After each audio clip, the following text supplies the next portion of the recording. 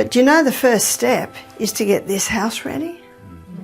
Because when you conquer what's happening in your body, then you are now qualified to help others. See yourself as a health coach. I do not believe that you need to go to university and become a doctor. I do not believe that even some of the courses that are available are that necessary, because many of them have components in there that are not in line with God's Word. And so the two main textbooks that we're going to use this week are the Bible and the book, The Ministry of Healing. And you may not all have a ministry of healing, but I also know that it's not hard to get. You might have an app on your phone. Yeah, and I know when I'm memorising, I really enjoy those apps on the phone if I'm travelling, because you can just go there. But the page that I want to target is page 127 of the Ministry of Healing. Now, I'd like to encourage everyone, not necessarily this week, not necessarily these 10 days, but to begin memorising the two paragraphs on page 127 of the Ministry of Healing, because it's in a nutshell. Now, the other thing that I also noted with Benj was the importance of physical law. And I'd like to give you a quote. It's found in page 347 of Christ Objects Lesson, where it states there that transgression of physical law is transgression of the moral law, because God is as truly the author of the physical law as he is of the moral law. He has written his law with his own finger on every nerve, every muscle, every faculty with which we have been entrusted. And every misuse of any part of our organism is a violation of that law. Now, they're strong words, aren't they? Mm-hmm. They're very strong words. Does that mean not drinking enough water is equal to that thou shalt not steal? No, I'm not going to debate over that one, but I'm just giving you the prophet's words here. Every misuse of any part of our organism is a violation of that law. All, how many? All should become intelligent as to the human frame, and how to keep it in the condition necessary to do the work of the Lord.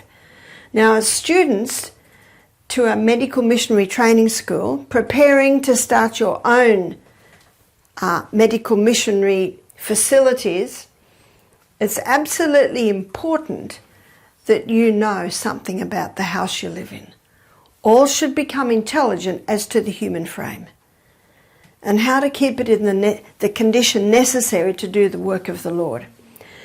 And we're going to be going very deep in the anatomy and physiology, because what I want to make sure I give you this week, and if I don't, I want you to question me on it, is why. Why are these things so? Proverbs 26 verse 2 states that the curse causeless shall not come. Sir Isaac Newton, he became famous on that law. It was already written in the Bible though. To every action there is an equal and an opposite reaction. Things don't just happen. There is always a cause. And Galatians 6 verse 9 states, no, this is 6 verse 7. In Galatians 6 verse 7, the Bible says, "Be not deceived, God is not mocked. Whatsoever a man soweth, that he shall also reap." This is basically the law of cause and effect, isn't that true? And to every problem that happens in the body, there is always a cause. But in medicine today, someone goes to the doctor, got some aches in their hands, has a few tests, and the doctor says, "Aha, we found out the cause of all your problems, you've got arthritis." Do you know that defies basic reason? That defies basic reason. What's the cause? And if you say to the doctor, have I? What's the cause? He might say, it's possibly in the genes. Can't blame a germ for that one, can you? It might be some mutation of some gene. But what I'm going to show you this week is it's actually much simpler than that. And I want to prepare you for when you start your medical mission facility that you will have answers. Because the people don't have answers out there. There is so much confusion today. There's been more confusion in the last 2 years than ever has there been. Isn't that true? Yeah. So let's go to page 127 of the Ministry of Healing. It starts with the only hope of better things is the education of people in the right principles. The things I'm going to teach you here this week, you might not share that depth, and I don't usually share this depth with our health guests. But you need to know this depth to be able to skim on the surface. You see that? When you're going to skim on the surface, you need to know what's underneath, don't you? So that's where we're going to go quite a lot this week, is underneath. We're going to go underneath and we're going to have a look at why these things are so. Let the physicians teach the people that restorative power lies not in drugs, but in nature. And this next sentence you may know, but I'd like to challenge whether you really believe it. Disease is an effort of nature to free the system from conditions that arise because of a violation of the laws of health. Arthritis is an effort of nature to free the system from conditions that arise because of a violation of the laws of health. COVID is an effort of nature to free the system from conditions that arise because of a violation of the laws of health. Could it be that simple? It sounds simple, but as you'll see, it's a lot deeper than that. At our health retreat, we had a chemist working for us for a while. He used to tell people that he used to hurt people, now he helps them. And if anyone got sick, he'd say, "What law of health have you broken?" Because isn't disease an effort of nature to free the system from conditions that arise because of a violation of the laws of health? So I took him aside and I said, "Andrew, please don't."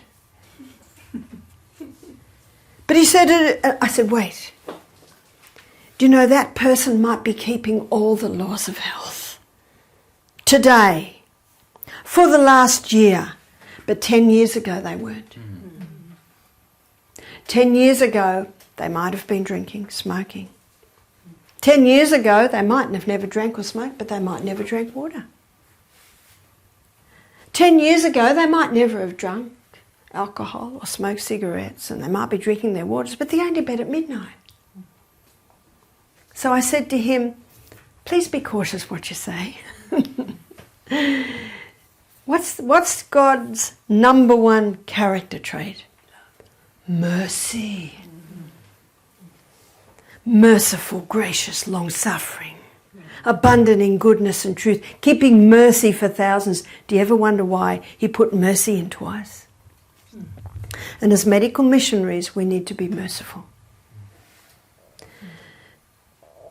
The three things that we use, and we'll be using them a lot this week, when you're called to help someone, history. I go way back.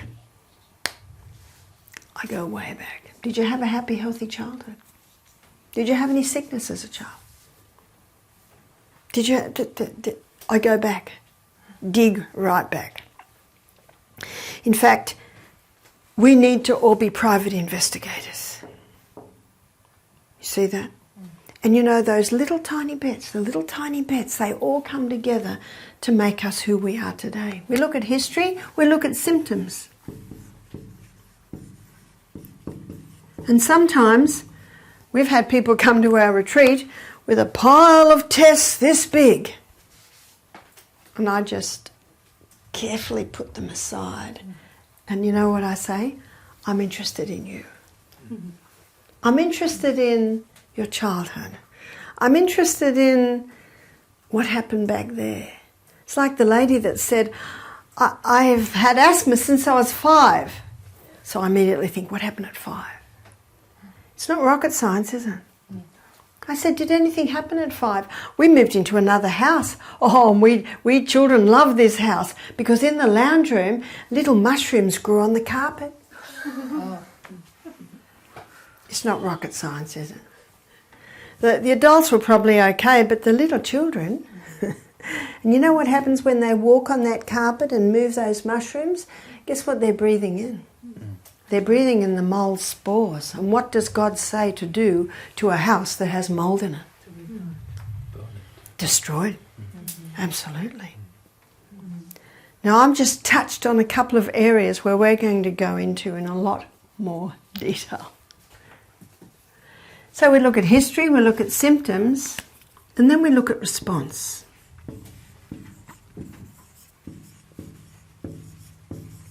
How simple is that? We look at the history. That gives us a bit of an idea. Yes, yeah. Happy, healthy childhood? No, I had tonsillitis as a child. You know what that immediately tells me? Allergy. Do you know what the tonsils are? The watchman at the gate.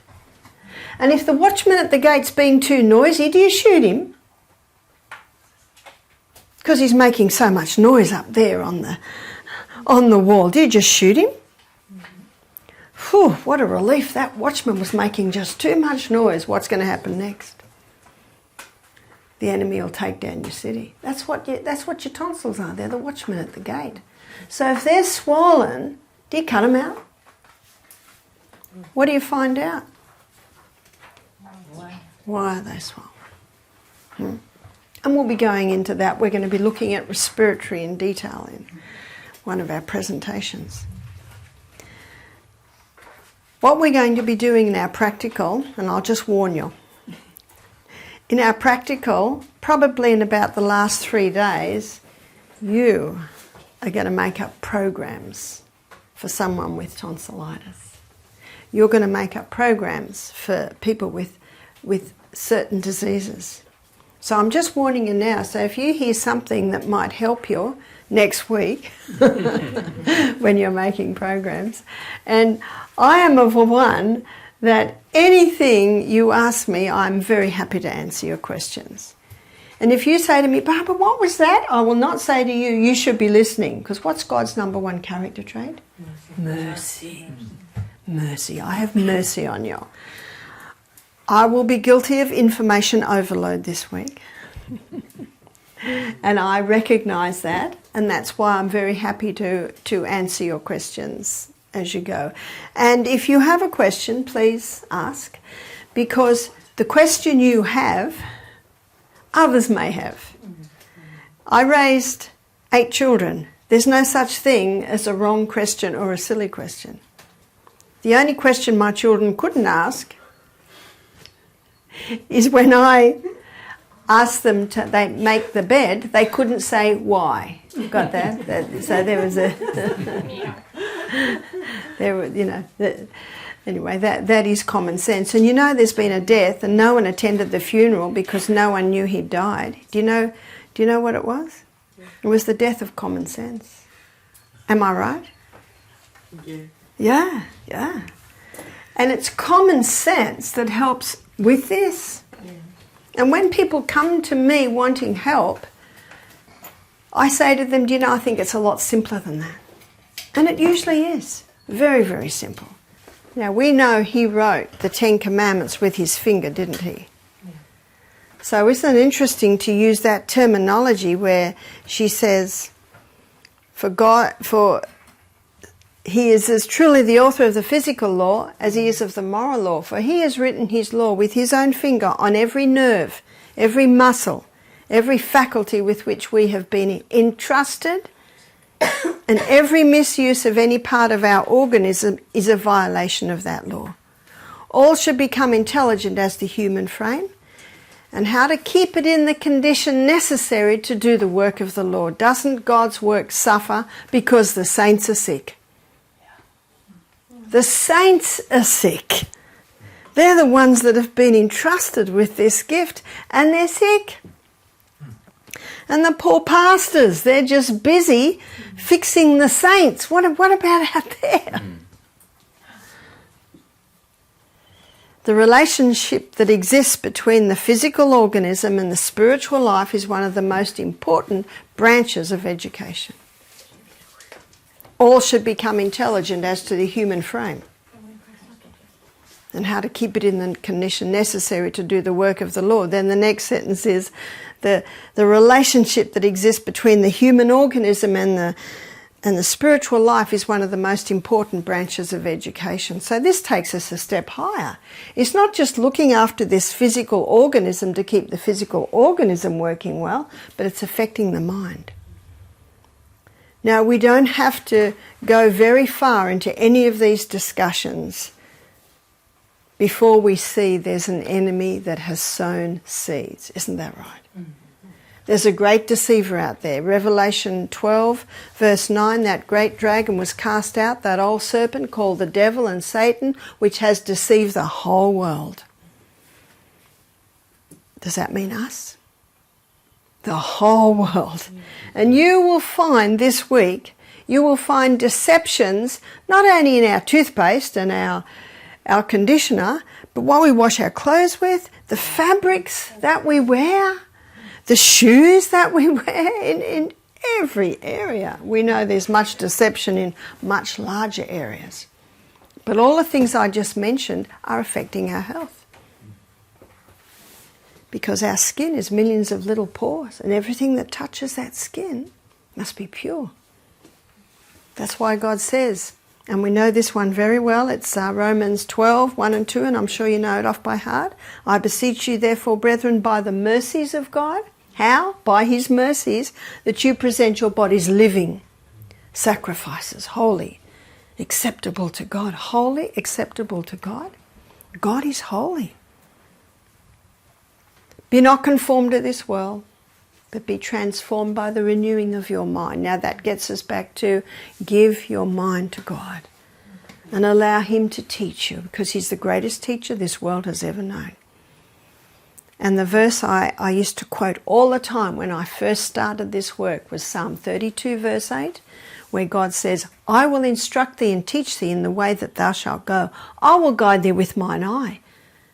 So when every day at your health retreat, that's what you start with. Every guest, you say, Father in heaven, you know this person personally. You know how many hairs are on their head. And you know what he said to you? I will instruct thee, and I will teach thee in the way that thou shalt go.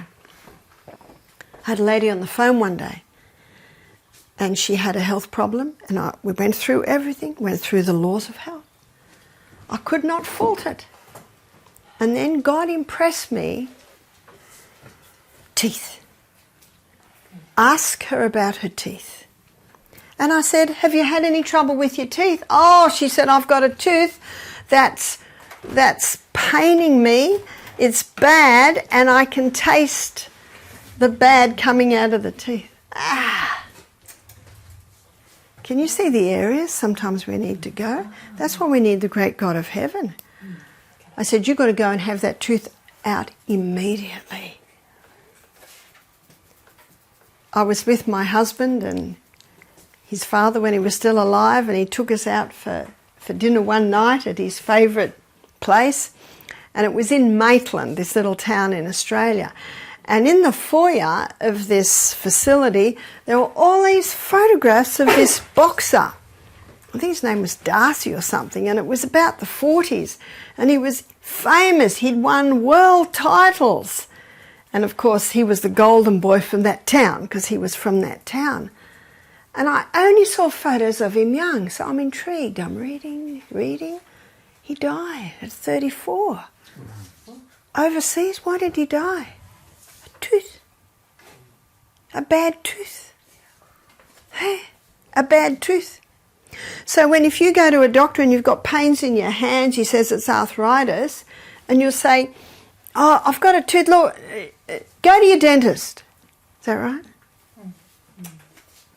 But as medical missionaries, do you know what we do? We do the whole lot.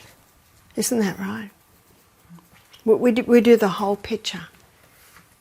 So something I always ask is, do you have any pain? And you see, that would cover the teeth. We also look at teeth because mercury fillings, they're neurotoxins. Oh, that great deceiver.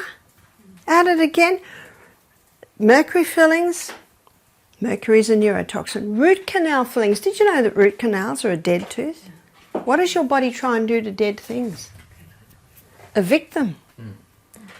And so often a bad tooth, it's behind, or an abscess, it's usually behind a root canal. So if someone says, I've got an abscess, then I say to them, oh, I'll tell you one recently I just got yesterday. Barbara, I keep getting this pimple on my gum, inside, and I put charcoal poultice, I put this poultice. What poultice should I use?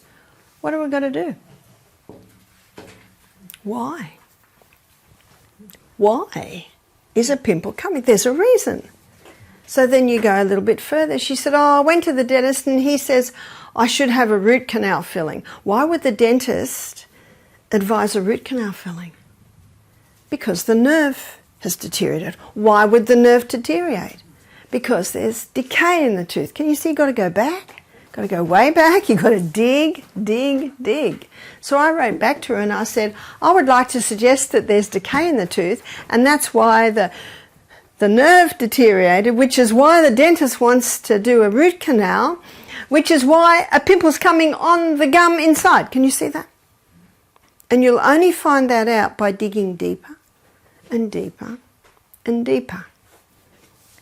I went to a health retreat in Queensland when I did my nutrition course about 15 years ago. And I had to do 20 case studies.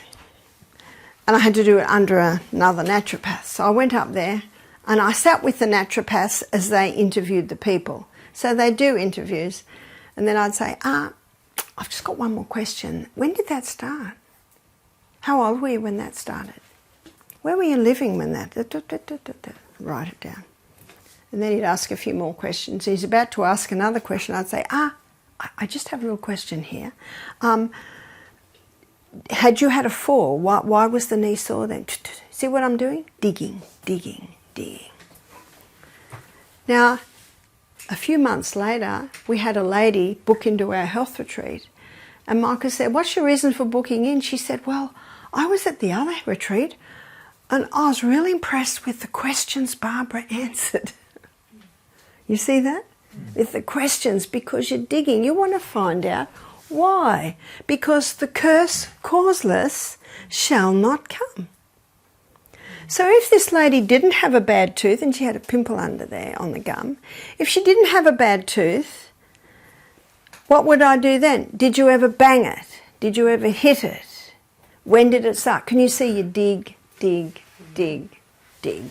And sometimes you might not come up with anything, but you know what I find? You usually do. There might be a little indication here or there, and then you dig a little bit deeper. And sometimes you might have to say, do you mind if I ask you it? And sometimes they might say, no, I don't want to answer that question. You know what you say? Okay. She'd smile. Okay. And then you move on again. But you know what I find? 9/10 of the time, they come back to you. They come back to you on that. So the two theories in medicine today as to why people get sick, and one of them has turned the world upside down in these last, 2.5 years, and that is the germ theory. Germs cause disease. Where did that theory come from? It came from Louis Pasteur.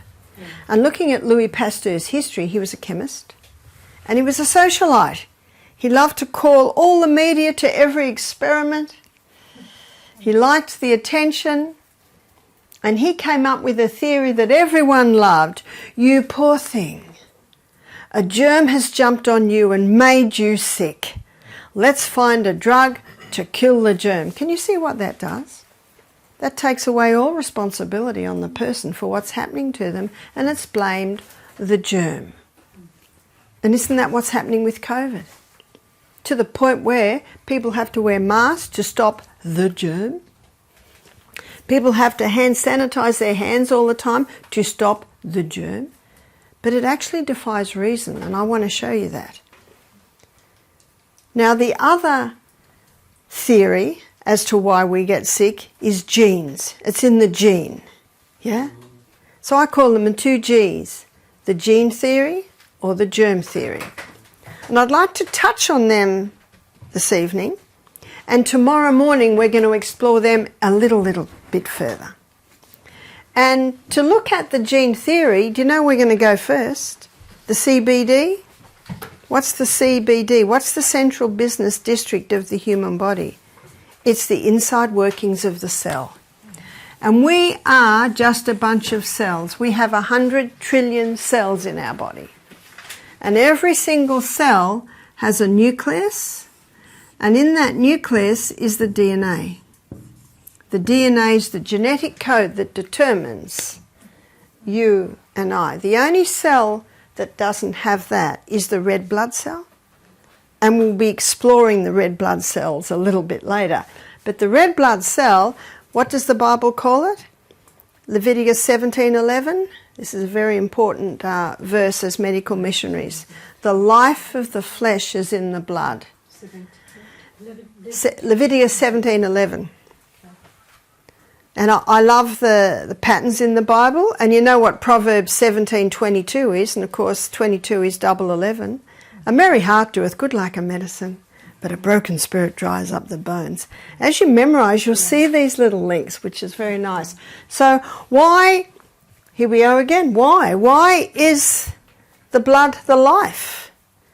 It carries oxygen, it carries nutrients, it carries water, it carries away waste. We'll be going to that more detail later in the week. And it contains red blood cells. Where does it carry the water, the oxygen and the nutrients to? The CBD. The CBD, the inside workings of the cell.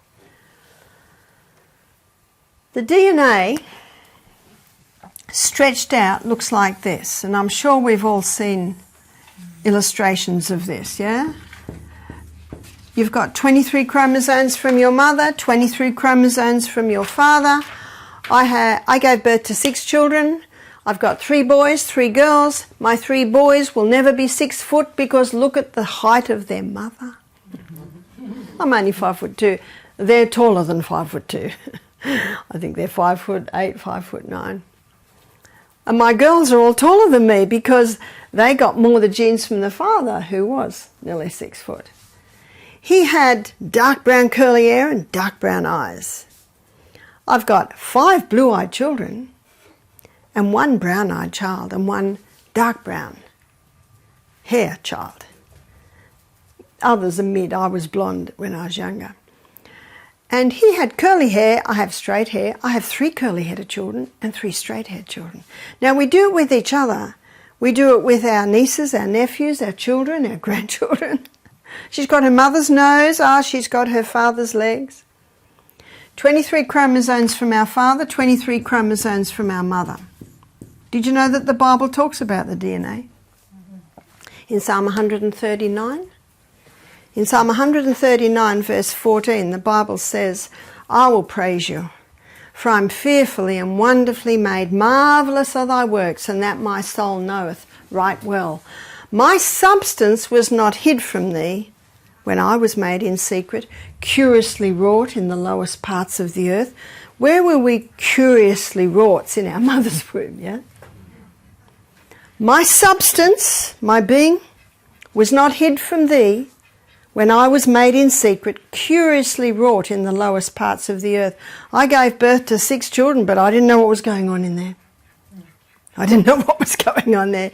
I didn't have scans or anything like that. I'm cautious of all that. And I didn't know till my babies were born what sex they were going to be, anything about them. But my substance wasn't hid from thee when I was curiously wrought in the lowest parts of the earth. Thine eye did see my substance, yet being imperfect. In thy book were all my members written, which in continuance were fashioned when as yet there were none of them. In thy book were all my members written. The DNA. Do you know God doesn't have to have a big book? All he has to have in his book is our DNA. Written in there.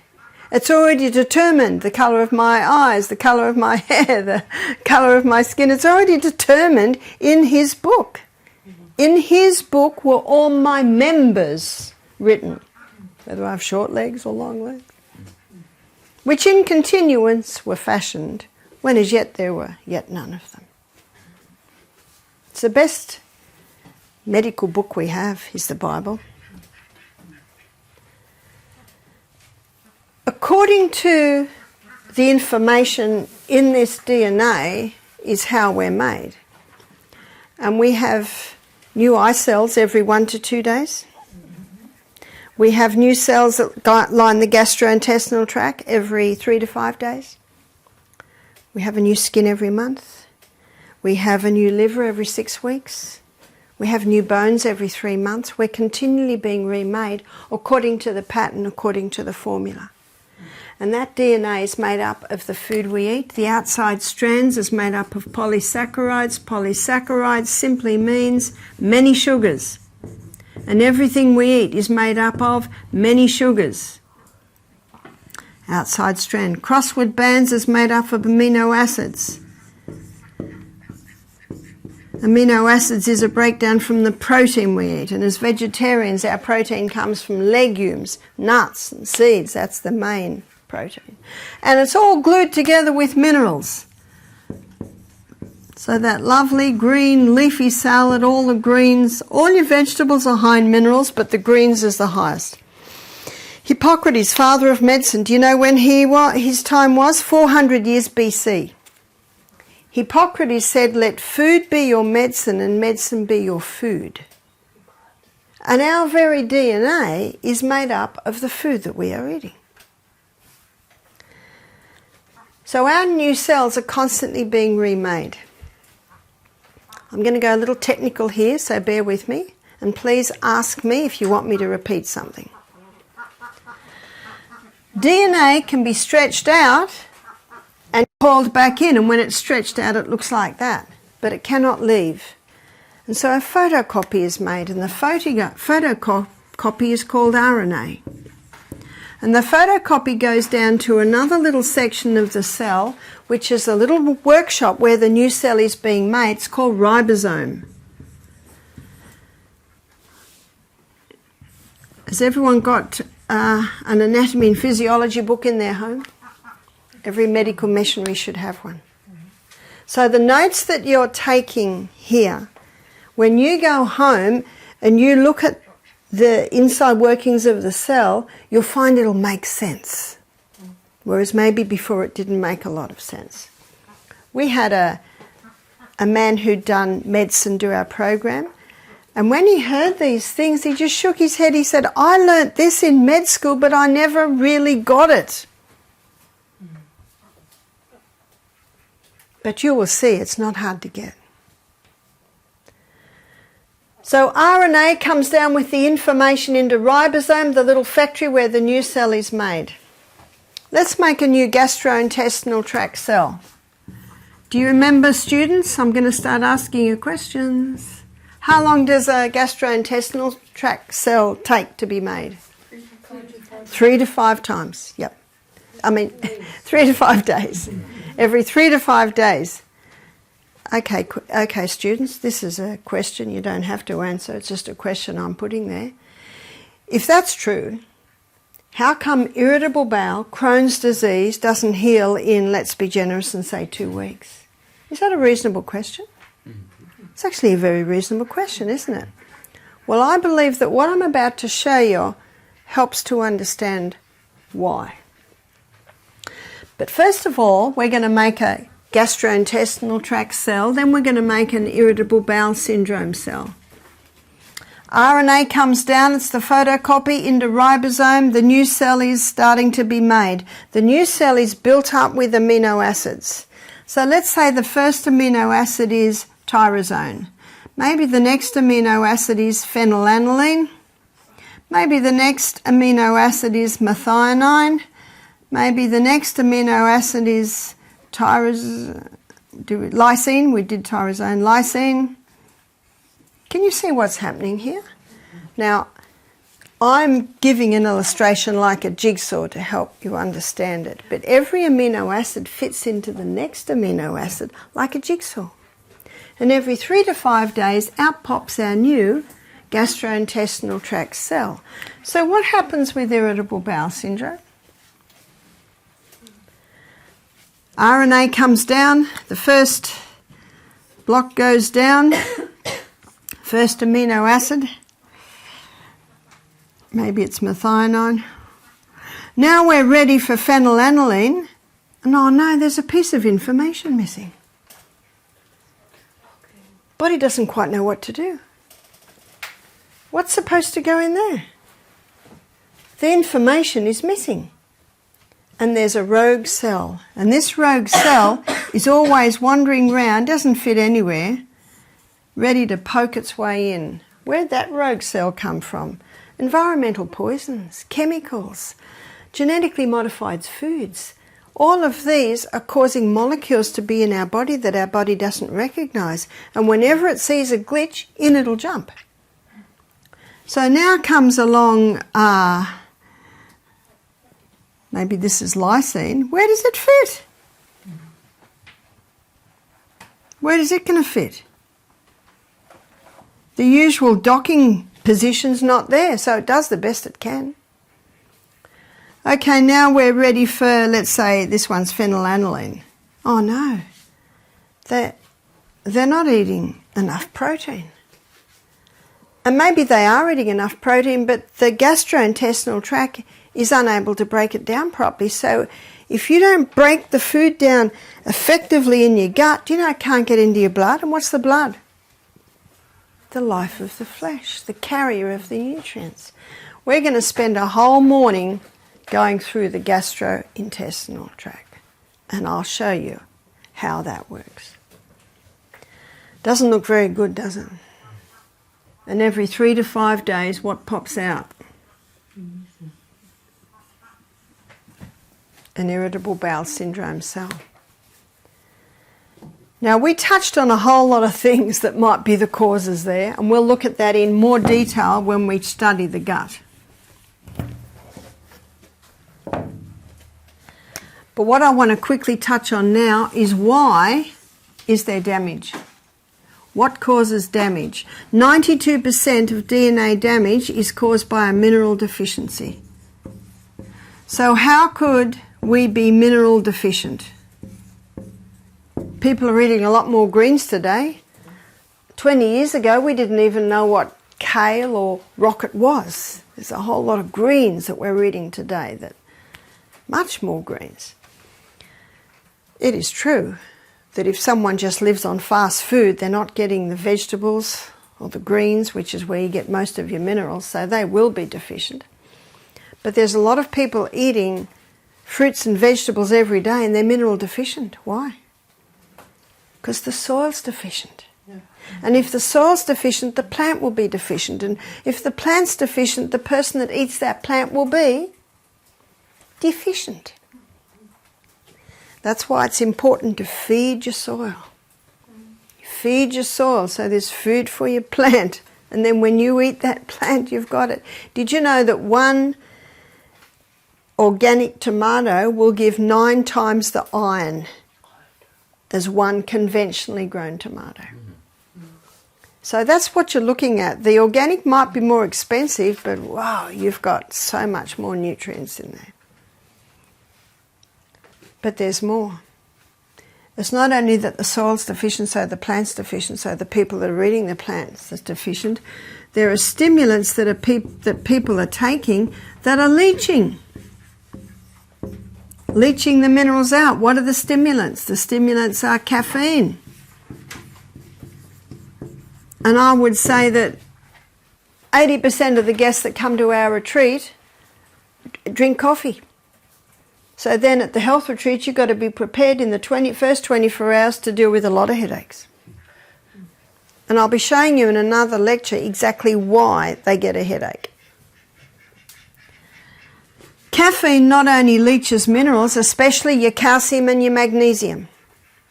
And we'll be covering this later in the week, where we'll be looking at bones in detail, which will enable you to make up a program for osteoporosis. And you will find that bones aren't made out of calcium. This is another myth. It's another deception. It's made of 12 main minerals and 64 trace. So the worst thing you can do for bones is take a calcium supplement. Can you see this information is vital for you to know, to be able to give your guess. And when you mention just that quick thing I just did, you've got their ear. Because they're sick of spending a fortune on calcium supplements, and the last test showed they've still got osteoporosis.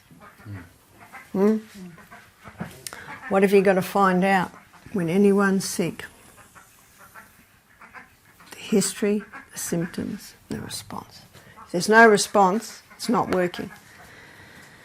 What's the definition of insanity? To do what you've always done and expect different results. And when you say that to guests, you've got their ear, because they're sick of doing what they're doing. They've been doing it for 10 years. They've been told they've got to do it, but they're no better.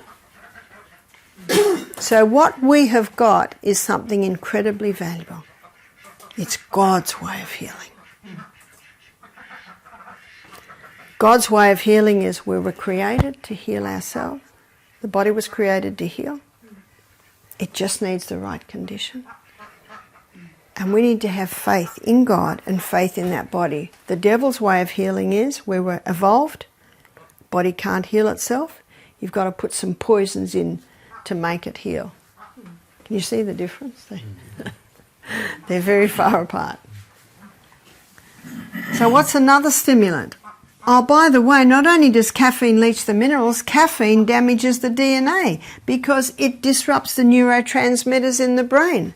So you can have a young couple having a cup of coffee each a day, the guy has a can of Coke, the girl has a chocolate. They can give birth to a baby that's prone to attention deficit syndrome, hyperactivity and autism, because they were born with a defective DNA because of the parents' caffeine habits. Woo! Now, if you say to someone, you shouldn't drink coffee, it's not good for you, in fact, please don't ever say that. Ever. And you'll lose them if you do. What right have you got to tell me that I can't drink my coffee? But what you can say is, I don't drink coffee. You know why? No, I'm not interested. Okay. So you don't speak. Yeah, why don't you drink coffee? Well, it disrupts the neurotransmitters in the brain, and if you keep doing it, that can actually damage your DNA towards your neurotransmitters. You can give birth to a baby that's prone to attention deficit syndrome, hyperactivity. Do you think they'll be interested then? Can you see how you're giving them the why? Now, I've probably touched on a whole lot of things that you haven't been able to write everything down, but we're going to explore a lot of these subjects in more detail. So caffeine not only leaches minerals, it can also damage the DNA. Refined sugar, nothing wrong with the sugarcane plant. It's the pure crystallized acid that's extracted out of the sugarcane plant. That's the problem. It goes into the body naked and it leaves the body better dressed with your minerals. In fact, one writer said it this way, and I think it's a good way to say it. Sugar leaves your body better dressed than when it went in. What's it dressed with now? Well, it's taken out of your wardrobe. It's taken some of the minerals out of your wardrobe. So when it takes the minerals out of your wardrobe, what's happening to your teeth and your bones? They're becoming deficient.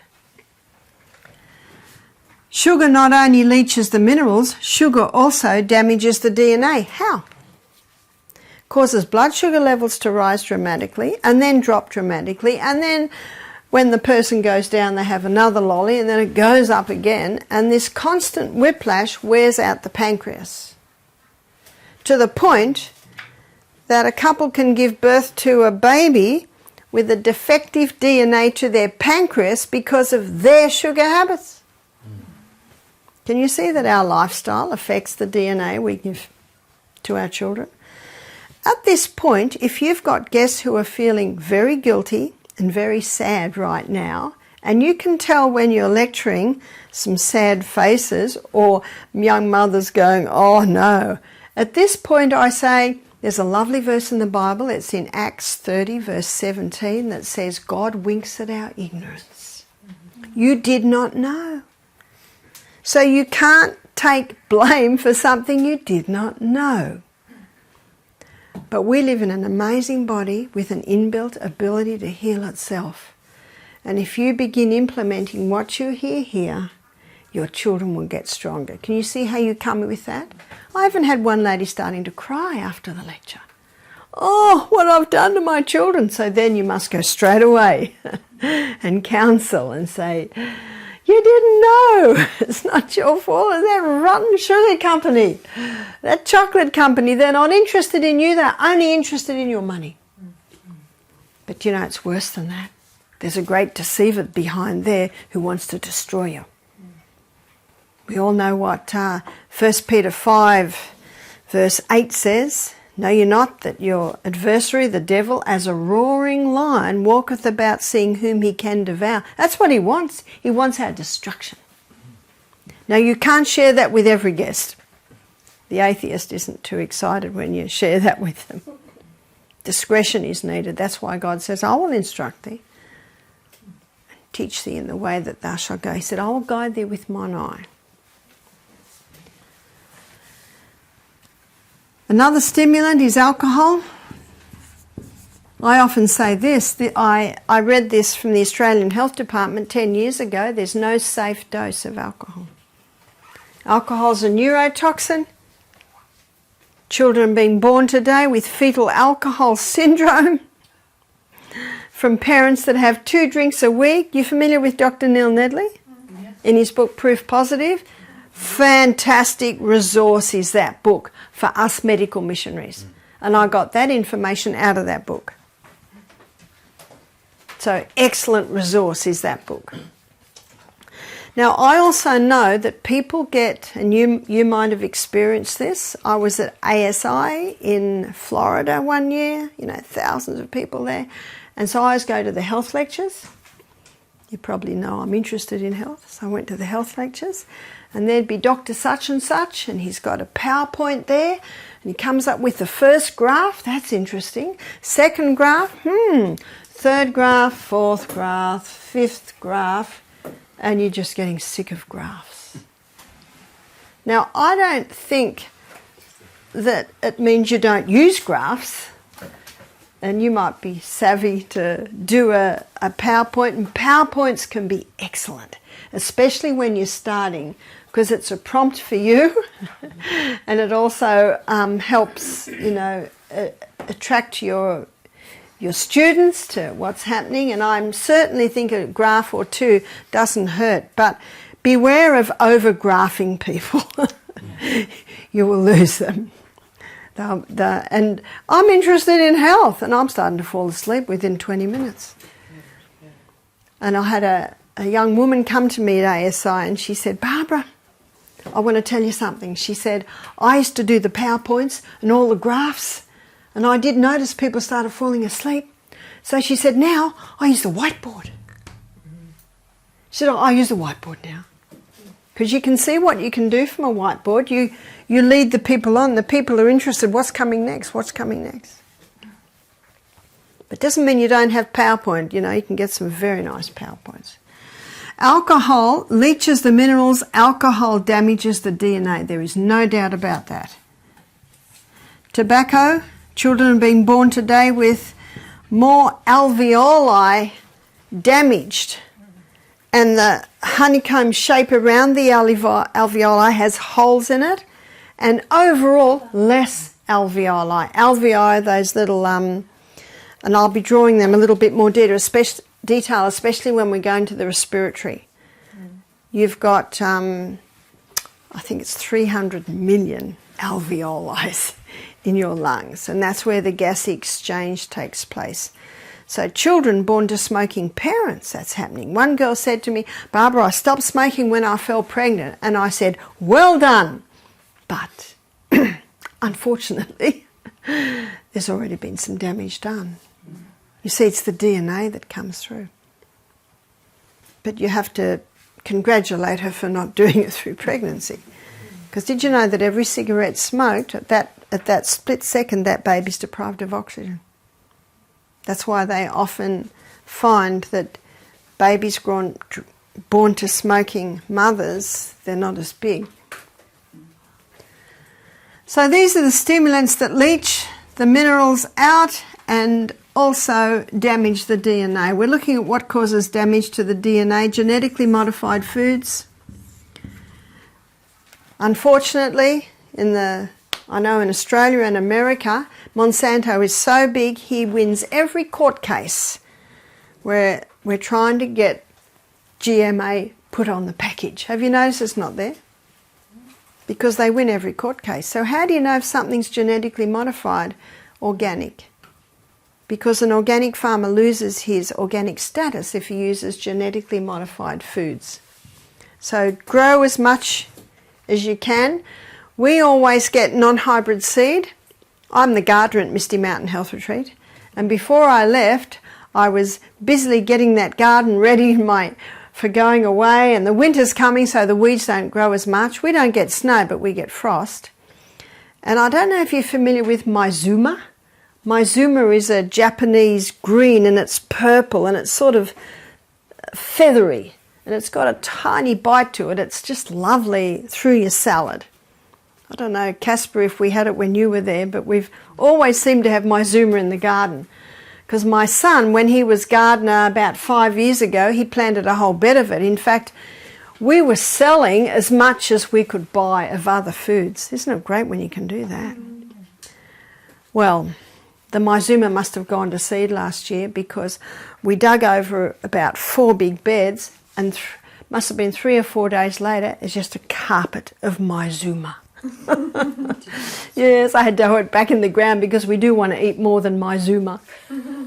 So you can Google Mizuma, have a look at it. I think you can get purple Mizuma and it's just like a green, but it's got a little bit of a pepper in it. Yeah. How do you spell it? Mizuma, I think it's Mizuma, I think it's just that. Yeah. Mizuma. Is it a grass or a... It's a green. It's a green leafy vegetable. All right. But it's not very green, it's purple. But those dark greens and those purples, they're great sources of iron. So have organic as much as possible. Genetically modified foods is when the DNA of 2 species is spliced together to produce something that they want. Do you know what that means? It can splice into your DNA. And mutation of DNA basically is a contributing factor to cancer. Chemicals. We're going to go into areas with chemicals that you never ever probably thought about. Be careful of the clothes that touch your skin. Let me give you the name of 3 chemical fabrics. Polyester, acrylic and nylon. They're chemical fabrics. But I've got some good news. I've borrowed this little top because the airlines have lost my bags. And I was so excited to read the label. It's cotton and modal. Modal is the cellulose spun from the birch tree. Rayon is from wood pulp and so is viscose. So be very careful on what's touching your skin. Yes? Do any of these fabrics lose, like polyester, does it lose its toxicity after being washed? Does polyester or acrylic or nylon lose its toxicity? No. After many years? No. It's still polyester. And you know what they're finding today? It does not break down in the soil. So they've got a huge problem today of these fabrics not breaking down in the soil. When I go into a shop, the first thing I do is I read the label. I read the label. especially ladies. Underwear can often be made out of these acrylic. Remember, there's a great deceiver out there who wants to destroy you and wants to poison you.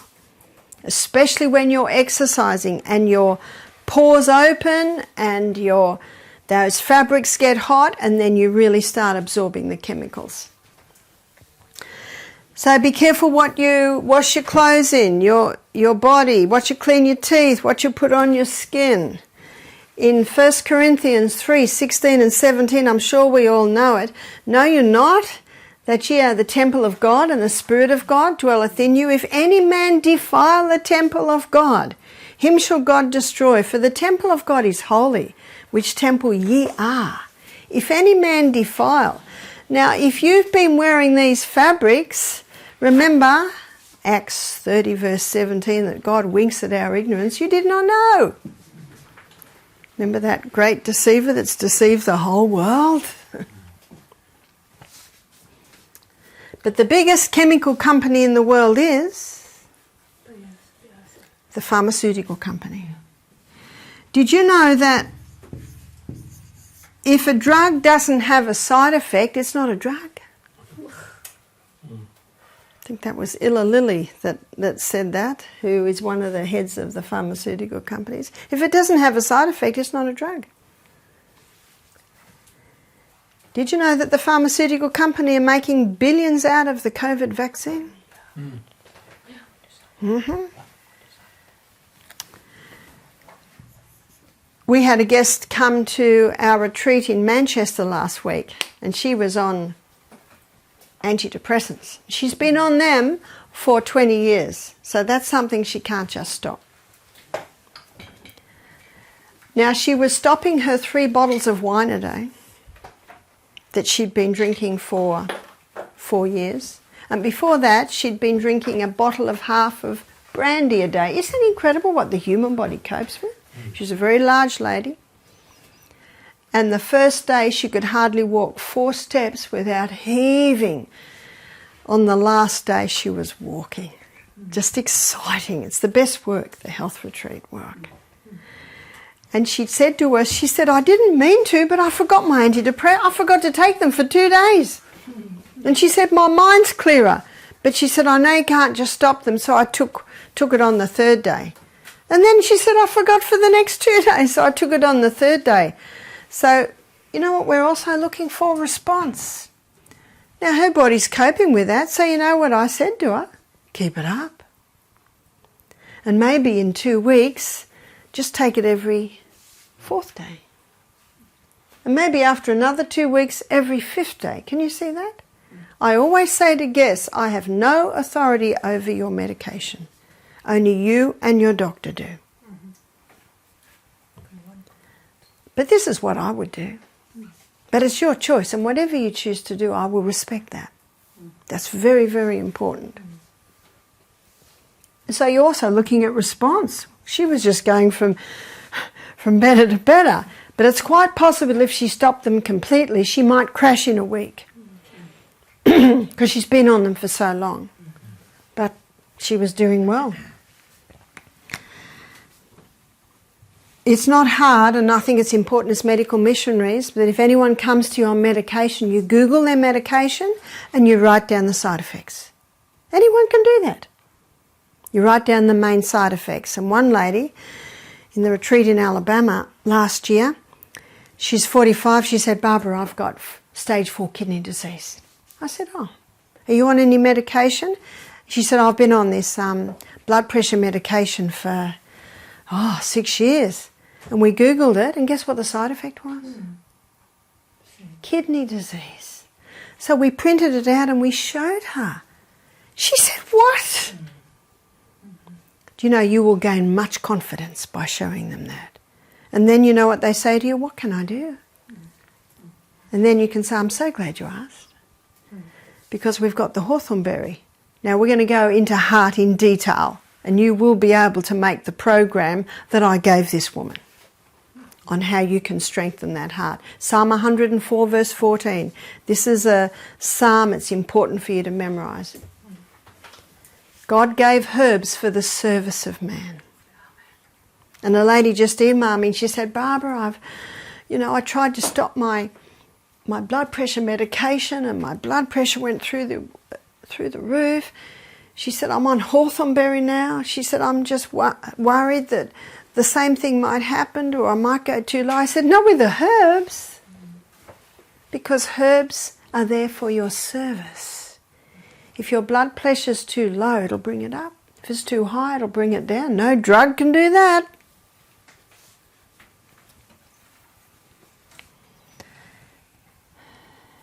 Monosodium glutamate is a toxic poison.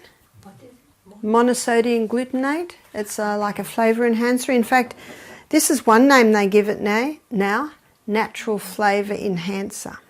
That almost sounds healthy, doesn't it? What are we looking at here? We're looking at things that damage the DNA, which explains why many people aren't healing today. How can you heal the DNA? Make sure you're getting lots of polysaccharides, lots of minerals, lots of amino acids. And we'll be looking at that in detail when we look at food.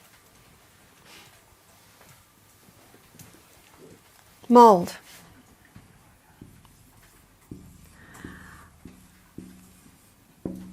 Mold can splice into the DNA of trees, reproduce itself. Can it do that to humans?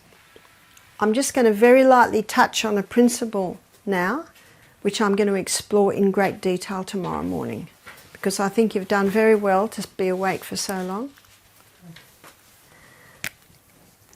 And this is a very important principle, and this principle blows COVID making us sick. It just blows that theory right out. Microorganism. Mold is a microorganism, and there are many different microorganisms. Microorganisms are everywhere. There's microorganisms in the air, everywhere. We're breathing them in and out constantly. And there are 10 times more microorganisms in the body than cells. How many cells in the body? 100 trillion. So there are 10 times, I haven't done that maths, 10 times more microorganisms than cells, and there are 10 times more microorganisms in our gastrointestinal tract than anywhere else in the body. And we'll look at that in detail when we go through the gut. And they're there. God put them there. They're an important part of living, running organism, but whenever cell damage happens, these microorganisms have the ability to change roles. They now become the clean-up team or the garbage collectors. I call them the garbage collectors because we had a microbiologist do our program and he said that's what we call them as microbiologists. And their name is bacteria. So where are you going to find a lot of bacteria? You're going to find a lot of bacteria wherever there's waste and damage. As the environment changes, as the bacteria is doing its work, the environment changes. It now becomes the exterminators, and we know exterminators exterminate things. And the exterminator's name, this is the next stage of breakdown, is called yeast, fungus. And the yeast, the properties of the yeast and fungus are identical to another microorganism, and that is a virus. A virus needs a host. Fungus needs a host. Yeast needs a host. That's why the coronavirus won't survive there very long, because it hasn't got a host.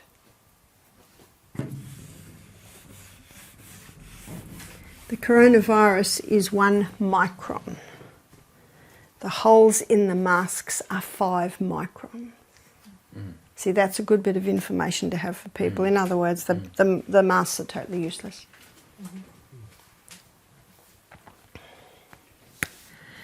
As the environment changes, so do the microbes. Now they become the undertakers.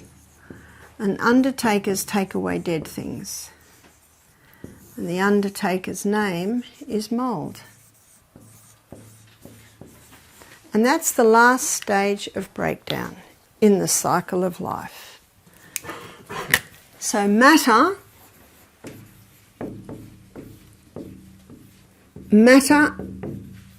is brought back to dust through the action of these microorganisms. Genesis 3:19 says we come from dust, we go back to dust, we're dust. And there's that lovely verse in Psalm 103, he knows our frame, he remembers that we are dust. Because that's what we're brought back to, dust. What brings us back to dust, students? The cycle of life.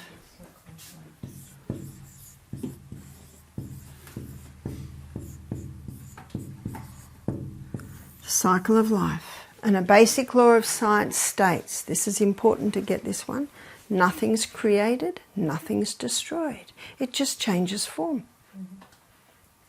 It just changes form. And isn't that why we have compost bins? I'm sure you have compost bins here, is that right? Here is the plant, here are its roots. And when I put compost into my soil, and I always put compost into my soil after one crop, because a tomato plant will take nutrients out of the soil. And so before you put another crop, and I usually alternate tops and bottoms, so carrots and tomatoes, alternate your roots and your tops because different things are taken out. But before another crop goes in, you've got to feed that soil. And the best feed is compost, and I'll show you why. So when I put compost into the soil, I'm putting in microorganisms. Because once these microorganisms here have brought the matter back to dust, remember they're changing roles. We change roles all through life. You probably noticed when I arrived here I was dressed for the middle of winter. And I had to quickly change. Why did I change? Because it's warm here. We change roles according to the environment. I'm not dressed now the way I'm dressed when I'm digging in the garden, when I'm swimming in the lake.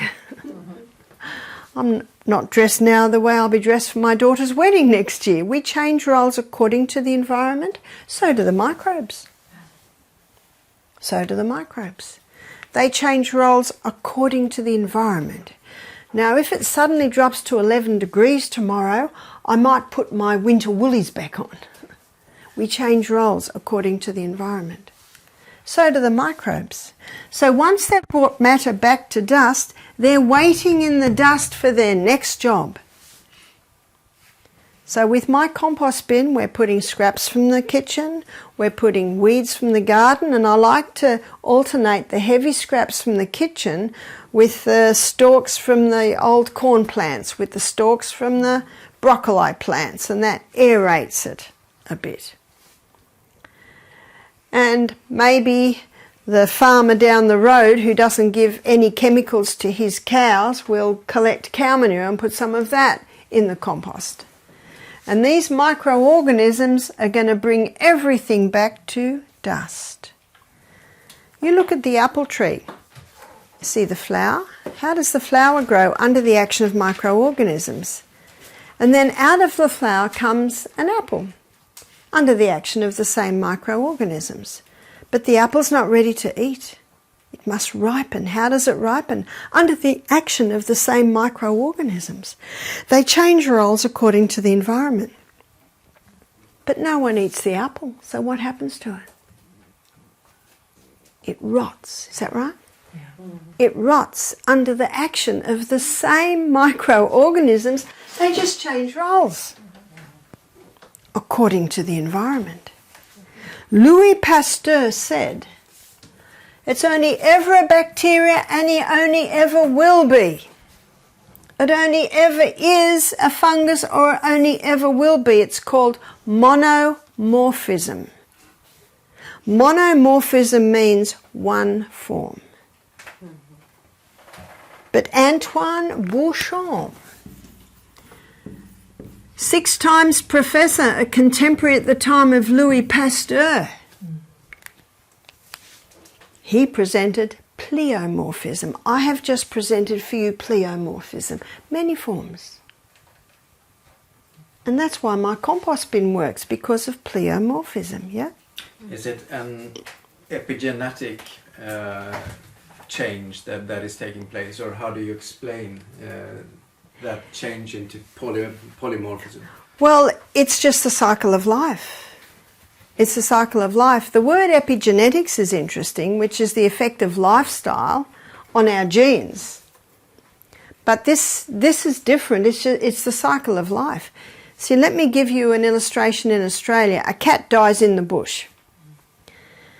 And what happens is the kookaburra has a nibble, the dingo has a nibble, the dung beetles come up, take a bit, the blowfly lays its maggots, they do a bit of a clean up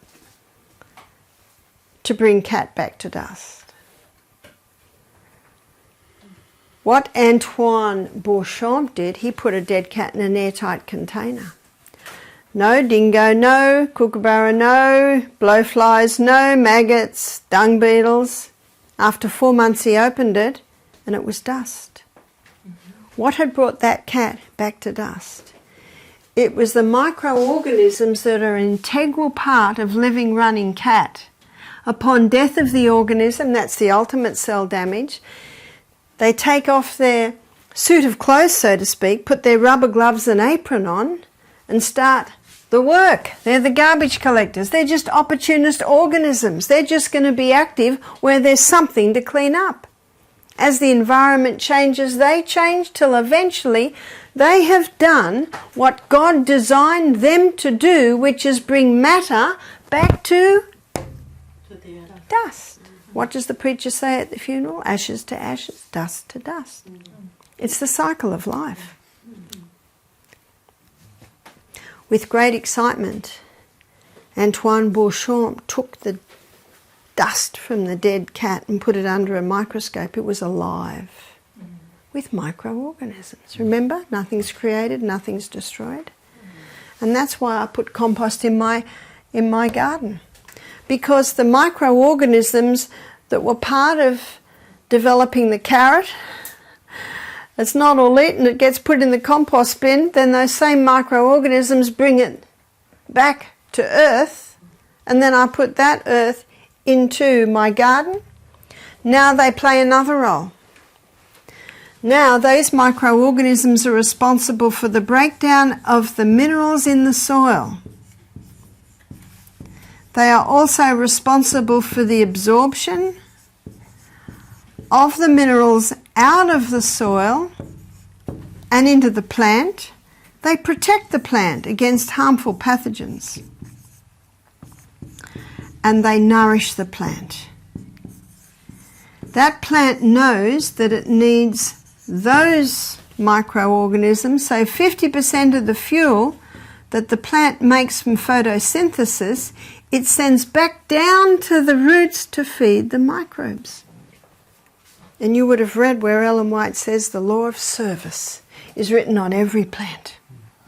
Every plant grows for one purpose, to create apples for you and me, to create rocket for you and me. The law of service. Because that plant knows it needs those microbes for this. That's why organically grown fruits and vegetables has a far higher nutrient content, because of the microbes in the soil. I have 3 compost bins. One I'm adding to, one sitting, waiting for the cycle of life to bring it right back to dirt, and one I'm taking from. And I know this one's ready to take from because pumpkin plants are coming out. Poor plants are coming out. They're the best pumpkins too, aren't they? So what I did last year, I just kept throwing the pumpkin vine over the back of the compost bin and let it run all the way down the back. Oh, when I was picking pumpkins, Jap pumpkins this big from that pumpkin plant. They said, we dig it out. I said, just wait. The frosts aren't here yet. This pumpkin, let it get a little bit bigger. And it was being well fed because its roots were in the compost. And why is the compost so rich? Because of these microorganisms.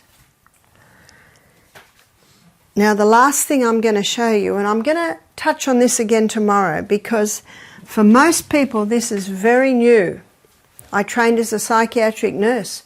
Germs cause disease. That's what we were taught. And if anyone was sick, we've got to give them a drug to heal them. And they've got an infection, they must have an antibiotic. No. Why? Why is it there? They're only going to hang around where they're getting well fed. So if you give a body an environment that is strong, clean, healthy, well nourished, there's nothing for these guys to do. Now I'm going to take this one more place before we finish tonight.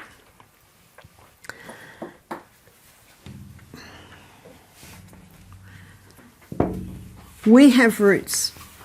Did you know that we have roots? Very similar to the roots of the plant.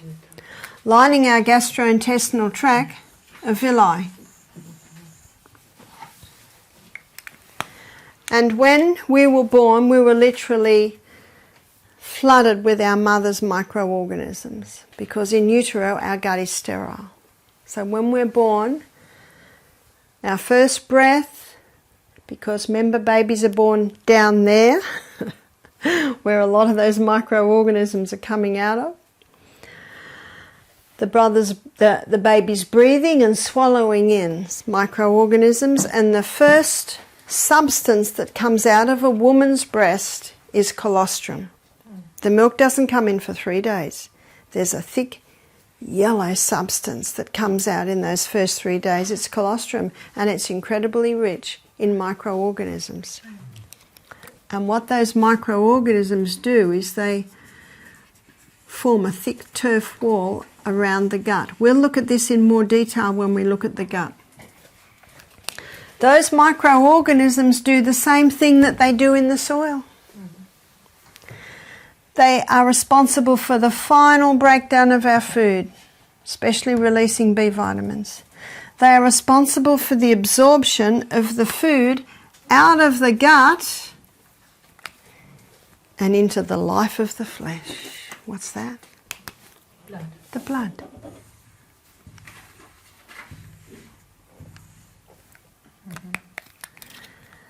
So not only are they responsible for the final breakdown, but they also are responsible for getting the food out of the gut and into the blood. These microorganisms protect the blood against any harmful pathogens that might be in the gut. These microorganisms nourish the cells that line the gastrointestinal tract. What an amazing process. You're starting to see that they're not our enemy. This isn't our enemy. This isn't our enemy. This isn't our enemy. Neither this nor this. If they're out of control, we've got to put the detective hat on and find out why. If your garbage bin is smelling, you don't put a white cloth over it, a vase of flowers, and spray sweet-smelling perfumes around it, do you? No, you open it, you empty it a long way from the house, you clean it out, put it back in the kitchen, no need for white cloths, vases of flowers, or sweet-smelling perfumes anymore. Why? Why is my garbage bin so smelly? Why? Because remember, the curse causeless shall not come. So my aim this evening was just to begin looking at the true cause of disease, because that is what the medical missionary institutions are about, is teaching the true cause of disease. And to be able to teach the true cause of disease, we need to look very clearly at medicine's claim for the cause of disease, which is germs or genes. Is that right? Mm-hmm. Very much so. So I have given you enough for your little grey cells to contemplate. And every day we'll be building a little bit more. And I touched on a few things that may have puzzled you in your mind, but I can just about promise you that we will be exploring all of those aspects in these 10 days. And if in the early morning or while you're going off to sleep a question comes, please write it down. Write down your questions. I received a lot of questions, and I really think that as we go through this, you'll find that they will be answered. And if they're not, we can certainly address them. Because our aim is to give you a crash course on being your own doctor this week. Yes? You talked about a lot of different negative stimulants. What about refined salt? Yes, we'll be pursuing refined salt this week and looking at why it is so bad. But basically, very quickly, seawater has 92 minerals and refined salt has 2. So immediately we've got a problem. Immediately we've got a problem.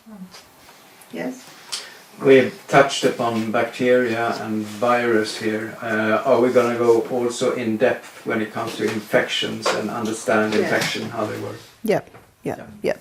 Because there is a reason. When I was a little girl and I got bronchitis, I would be taken to the doctor and given antibiotics, and that's the first thing we're going to look at tomorrow morning. And then when I became a nurse and I didn't live a very good lifestyle, I didn't become a Christian till I was 25, and I'd get a cold, I'd start coughing up yellow, I'd think I've got an infection. That's what we were taught. You have to go to the doctor and get an antibiotic. But tomorrow, one of the first things we're going to look at is what is an antibiotic? Where did it come from? And its role on the planet. And did God make antibiotics?